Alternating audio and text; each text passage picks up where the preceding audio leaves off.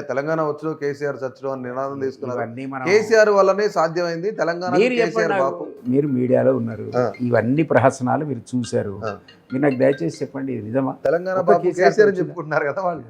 ఒక్క కేసీఆర్తో తెలంగాణ వచ్చిందా? ఈ 1200 మంది ఆత్మ బలిదానాలు ఏంటి? ఎంతో మంది సమాజాన్ని ఒక ఊపారు పిల్లలు. అరే వాడు రాసిపెట్టి చచ్చిపోయాడు పోయి, నేను చచ్చిపోయినా పర్వాలేదు వచ్చే తరాలకు నా తెలంగాణ బాగుండాలి. ఏ తెలంగాణ? నీకు బంగారు పల్లెల్లో 2 ఏళ్ళు తెలంగాణ నీకు అప్పచెప్తే నువ్వు నీ కుటుంబ సభ్యులకు ఒక్కొక్కటి 1,00,000 కోట్లు ఉంటాడు. ఈరోజు నేను అనడం ఏంటి, ప్రైమ్ మినిస్టర్ వచ్చి హోమ్ మినిస్టర్ వచ్చి ఇక్కడ బహిరంగ సభల్లో కాళేశ్వరం అన్నది కేసీఆర్ ఫ్యామిలీకి ఏటీఎం అన్నాడు.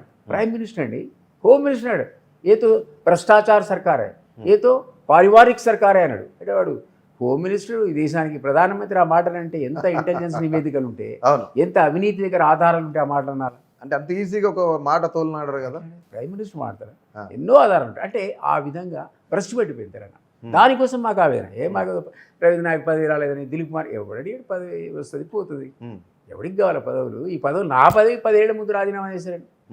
మామూలుగా మన లెవెల్లో డిస్ట్రిక్ట్ ఫారెస్ట్ ఆఫీసర్ అంటే ఒక పెద్ద పదవి. 10 ఇయర్స్కు రాజీనామా చేసి తెలంగాణ ఉద్యమంలో దూకారు. నేను తెలంగాణ ఉద్యమంలో నా ఉద్యోగం వదులుకొని దూకిన సందర్భంలో నాకే తెలియదు నాకు ఆ పార్టీ ఎమ్మెల్సీ టికెట్ ఇస్తుందని.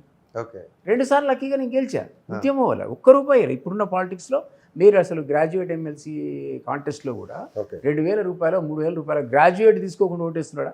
లేదు. సామాన్యుడు సగం దేవుడు గ్రాడ్యుయేట్ డబ్బులు అడుగుతున్నాడు. నా తర్వాత గెలిచిన పల్లారాజేశ్వర రెడ్డి రూమర్ ఏంటంటే 100 కోట్లు ఖర్చు పెట్టాడు.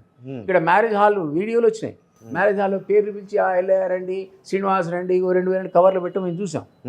అట్లాంటి సందర్భంలో నేను ₹1 ఇవ్వలే.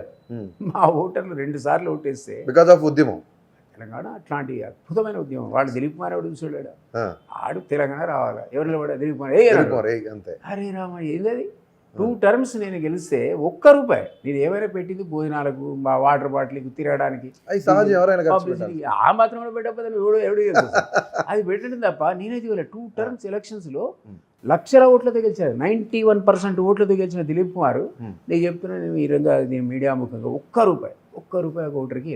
అది ఆ ఉద్యమ స్ఫూర్తి తెలంగాణ. కాబట్టి నేను అన్నానంటే ఇట్లాంటి అద్భుతమైన ఉద్యమం ద్వారా తెచ్చుకున్న తెలంగాణ సహజంగా అది భ్రష్టు పెట్టిపోవడం అనేది మాలాంటి వాళ్ళకు చాలా చాలా బాధ అనిపించింది.